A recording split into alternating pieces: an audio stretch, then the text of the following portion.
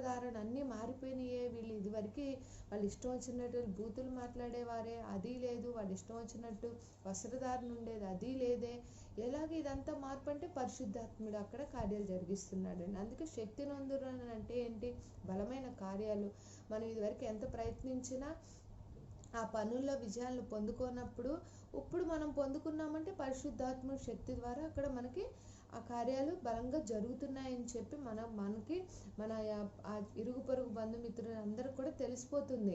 ఇది వీళ్ళ ద్వారా కాదు, పరిశుద్ధాత్మ శక్తి ద్వారా జరుగుతుందని కూడా మనం చెప్పక్కర్లేదండి. దేవుడు మన ద్వారా జరిగించుకునే కార్యాల ద్వారా ఆయన ఇంకా బలంగా భూ దిగంత వరకు మన సాక్షులుగా ఉంచుతానని చెప్తున్నాడు. ఎంత గొప్పదనిదండి పరిశుద్ధాత్ముడు అనేది. చాలా గొప్ప గిఫ్ట్ అండి. ఎందుకంటే ప్రభువైన యేసుక్రీస్తు వారు గొర్రెపిల్లగా అంటే మన కోసం అన్నీ అనుభవించి ఒక కాపరిగా అన్నీ కూడా ఆయన ఎన్నో